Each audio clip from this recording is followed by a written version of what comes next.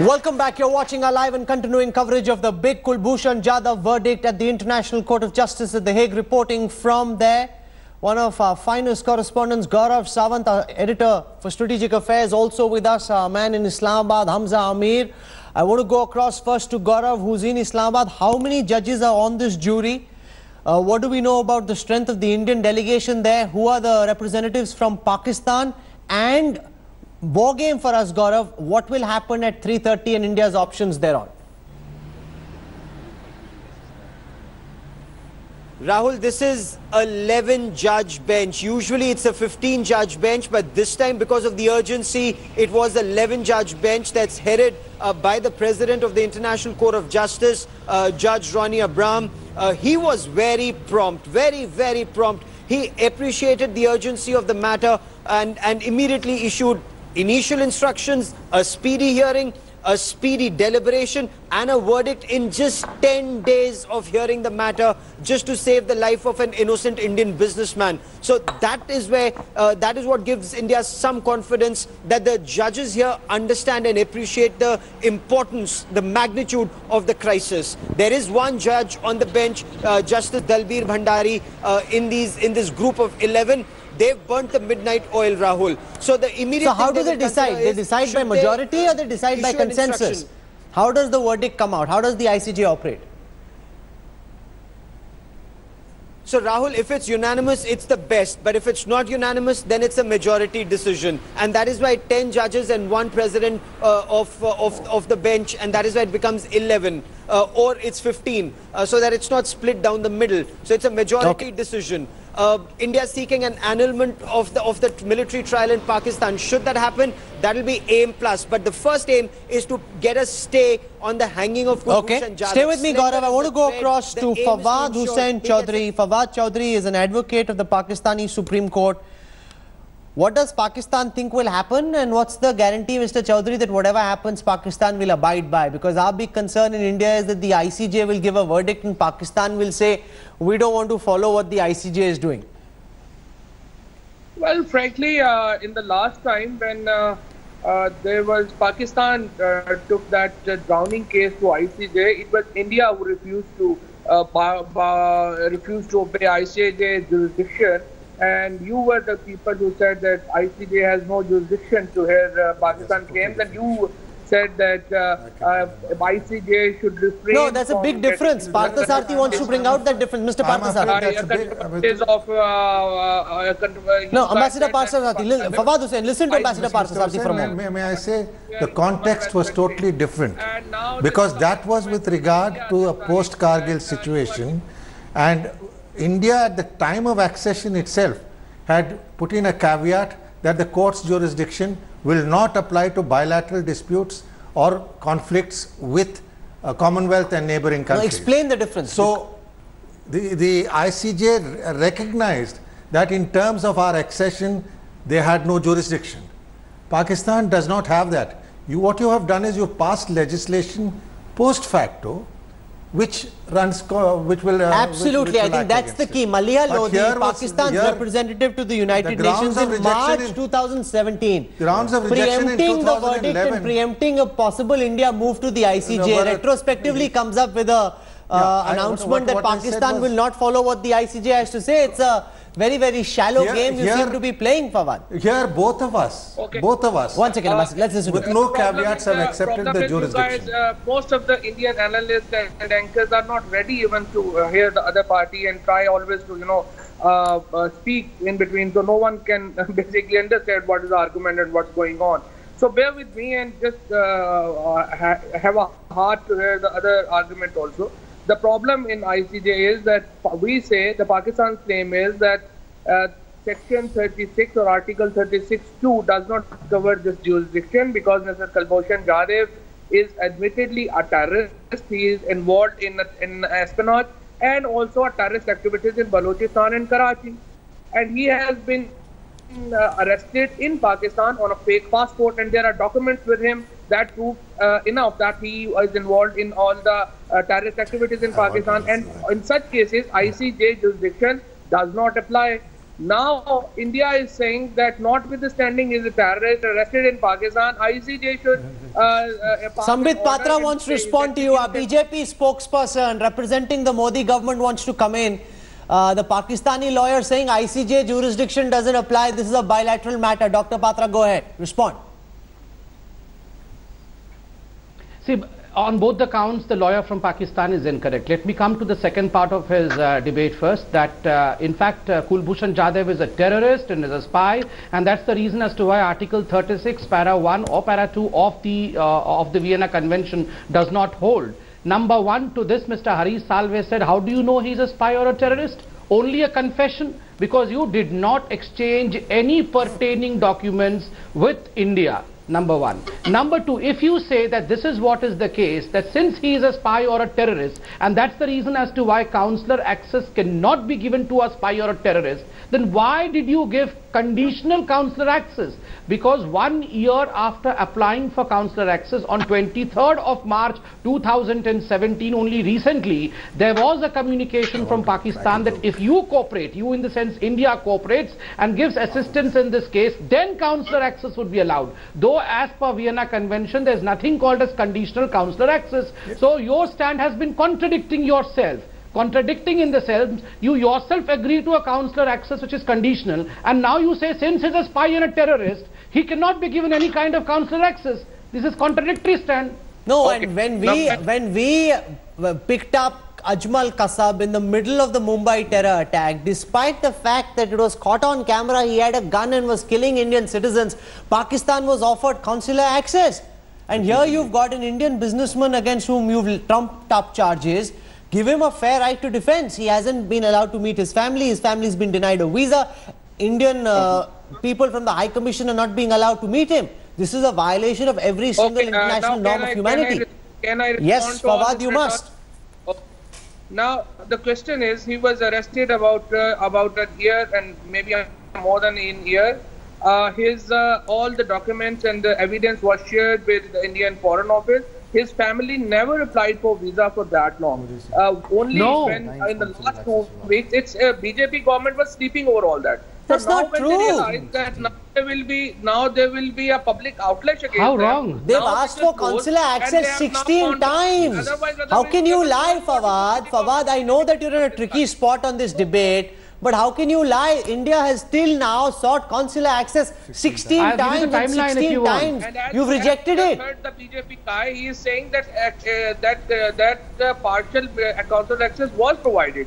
The full consular access is subject to the bilateral treaty. No. 1 second, Fawad. Sambit Patra. Fawad Hussain is trying to spin this all wrong. What was the condition you were trying to apply? Your condition was accept he's a spy. Yes. You said accept he's a spy, then we'll provide you consular access. How can India accept he's a spy? Without just if you spin it like that, Ambassador Parthasarthi wants to come and respond directly to Fawad Hussain. Mr. Fawad, can I reply him? One by one. Mr. Parthasarthi first. Mr. Fawad, may I say, in your country, I have handled... Fawad Saab, now listen to one of our most eminent ambassadors. Yes, sir. Mr. Fawad, in your country, both as High Commissioner in Islamabad and Consul General in Karachi, I have handled several cases of so-called spies. Firstly, a spy never carries an identity document with him. Not a serving officer. Just a minute. I didn't interrupt you, don't interrupt me. A spy never carries an identity document. And the second point is, you have granted access. I have sent my consular officers to meet people whom you are holding on spying charges. So let's not... you're talking with real authority, real experience. I'm talking on the basis of dealing with your government on specific cases. Army officer arrested in India and I agree with you. He was not traveling on his own document. He is not. He was traveling on a fake document. The recovery of this document. As I said, no spy. No spy carries documents. No, one second. Kapil Sankla, we're not spy masters, okay? That's Jaidev Ranade's domain. But one second, Mr. Hussain. We have got one of our intelligence officials here. I've got one of our senior intelligence officials here with us. I said, do you send guys with just give me No, but this is a very good point. One at a time. I can't have all these guests speaking at the same time. That's not the way we like to run discussions. One at a time. Jaydev Ranade. Anybody, if at all, for a moment I was to play devil's advocate and say he may have been a spy, which he wasn't, but if he was, he'd not go carrying a passport into Pakistan. And secondly, most of the fake passports in India come from Pakistan. How do we know that they haven't made a passport in his image and planted it on him? We don't know that. We have to hear from him. Exactly. In fact, deniability is the very basis and the foundation of espionage trade. And here, since the man is in their custody, they could have easily, and mind you, it's the state that is involved there, they could have easily fabricated an Indian passport and planted it on him. He's also got a Muslim name. If we are going to send a so-called spy, why should we send him with an Indian passport and That's a Muslim the craziest name? thing to do. Yeah. Nobody does that. You don't need to watch too many Hollywood, Bollywood movies to know. If you go undercover, And can I you make don't one more go point? carrying an Indian passport. They'll have like 1 million Pakistani passports if they had to do it. Come on, Fawad. Can I make have one- some sense. Okay. You know, if India were to do this, we do it with class, we do it with finesse, we do it with some style. We won't send an Indian with an Indian passport into Pakistan. In fact, Come on, Fawad. I fully agree with your this argument that he was not traveling on Indian passport. He was traveling on a fake passport. Originals were recovered from him. One. And If you picked him up in Pakistan, if he was in Iran, how would you get the originals? How would you? You're contradicting yourself. You're wrapping yourself up in a circle. Rahul. If this is one second, Fawad. If you picked him up from Pakistan, how did you recover originals from him when he was at the Chabar port in Iran? Just think about the contradictions in what you're saying. Just give me one answer. How come a serving Indian officer is arrested in Balochistan? Yeah. What he was doing there? How come? He's saying, how come an Indian officer was Let me give you the answer. Yes, okay. All our guests want to The respond. answer is very simple. The Iranians have also told us that in some of their investigations revealed he was kidnapped from them by the Jaish-ul-Adl, which is... No, you didn't hear what the Operating Germans, across the forget border. what Ambassador German Parthasarthi is saying, diplomats. he's Indian. Look at what Gunter Malak, and I want our producers to pull that out. He's the former German ambassador. Here, listen to me, Fawad. He's the former German ambassador to Pakistan. He says, it seems that he may have been picked up by militia operating on the Iran-Pakistan border and sold to the ISI. This is an independent, non-partisan German voice. I have another question. Now, who is the hero of this movie that you are trying to make? Saif Ali Khan or someone else? You know, don't be farcical. I'm asking you about what the German ambassador said. You have no answer. An independent, non-partisan diplomat saying his information is, and this Sambit Patra cannot be taken lightly because he says his information is that our businessman Kulbhushan Jadhav was picked up somewhere close to the Iran-Pakistan border and sold to the ISI by the militia. Sambit Patra wants to respond. He's making fun of Bollywood. I think this story was written by Javed Akhtar Saab or someone like it. Mr. Hussain, I think it's a very poor production by the ISI. Poor Bollywood film that the ISI is trying to produce. They can't do it with the finesse of a Salman Khan or a Mr. Hussain, Saif don't Ali demean Khan. Pakistan right now. People will be laughing at Pakistan. This is a very serious issue. Please don't mingle Bollywood Right and now, film people are into this laughing on world. India. Please have legalities brought into this. Please don't. No, sir. Sir, please behave as a lawyer, not as a movie, I mean, comedian over here. Please don't do that. I request you. Number one, let's go to the merit of the cases. As far as out of the case is concerned, I mean, right now I'm not discussing about legality. I'll come to that later. As far as whether Kulbhushan, sir, please allow me. Thank you. As far as whether Kulbhushan Jadhav was arrested in Pakistan or whether he was procured through kidnapping from Iran is concerned, there are certain facts.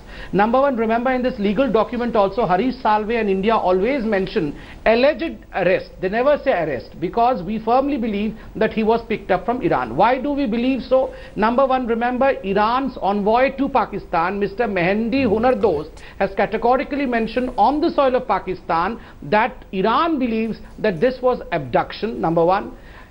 Gunter Mulak, the former ambassador of Germany to Pakistan, has said that he had, under his personal sources, believes that this was an abduction of Mr. Jadhav from Chabahar and he was transported to Pakistan for a large sum of money paid by the ISI. And thirdly, and very importantly, there are contradictions and holes in the Pakistan submission as well. Hole number one, I have all the documents.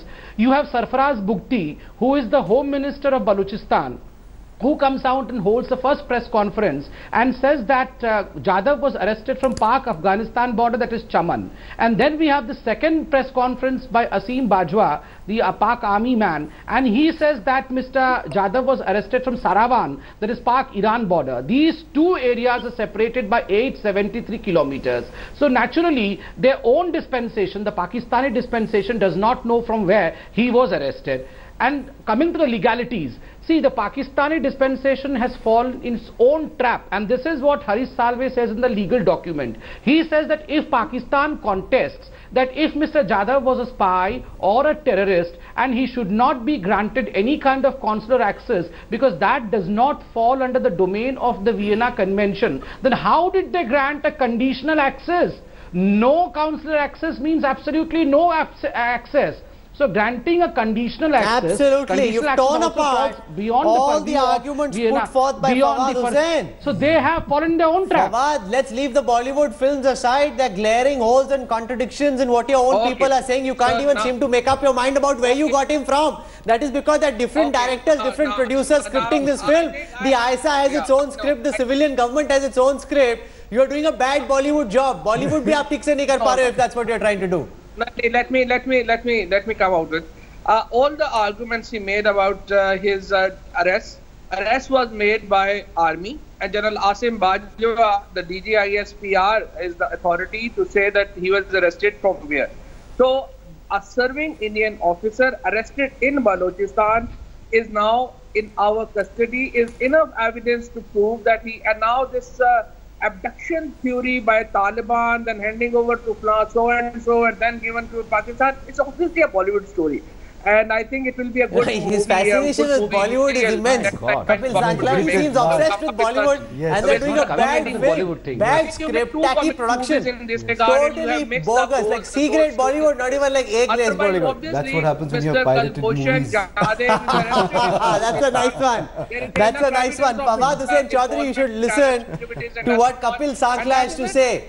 He says that, you know, it's such a bad, because you're seeing too many pirated movies, it's a bad Bollywood production. It's not even like a good Bollywood production. Very unfortunate. Nowhere close to what Dharma Productions or Yash Raj will do. Let's see what will be the cinema results. But right now, I think India is failing and making comedy of itself. No, I think the comedy is at Pakistan's level. I think that's very, very... What is very interesting? What is very interesting, if I may don't play with your words when a serious issue is on offering. Absolutely. Don't do that, Mr. Fuad Hussain. A man's life is hanging, and over here you are making a joke of yourself. Committed. You know, it may be a joke to you, it may be a laughing matter to you. This is Indian commitment. This abduction thing is totally joke to me. Yes, frankly. This is Indian commitment to bring Kulbhushan Jadhav back. Vivek Kajju wants to come in. Mr. Kajju, the Pakistani lawyer, talking about everything else, his obsession with Bollywood films, as opposed to talking about the matter at hand. Mr. Kajju. Rahul, I think we can dismiss the Pakistani lawyer. He's making a farce of himself, and let's not pay any attention. I think the real issue, and Mr. Parthasarathi is there, and Mr. Ranade, and I think we can seriously focus on this.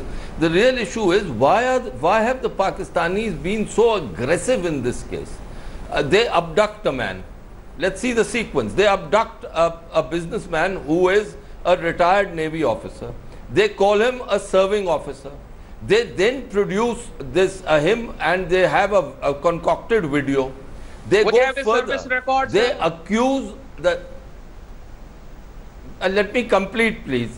They then go further and accuse that he has said that he was in touch with the senior most intelligence people on our side, which is obviously a concoction.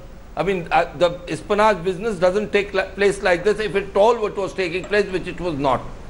Thereafter, on the 23rd of January, they send us a communication in which their lawyer, Qureshi, told the ICJ that 13 names of officials were named, where Sushma Swaraj told Parliament that they had named the very senior officers who were totally unconnected with this case. So the real issue is, why have two army chiefs, Rahil Sharif and Bajwa, sanctioned all this? as Mr. Parthasarathi has said, it is first of all a signal to Nawaz Sharif that, chum, don't do anything with the Indians. Second, it is a signal to us also, to India, that the army is in control and they will give us no quarter. They are not interested in good relations. That is how this situation and Kulbhushan Jadhav caught in this vortex. This power game between the army in any other way, we will read it wrongly. And the Pakistani civilian government.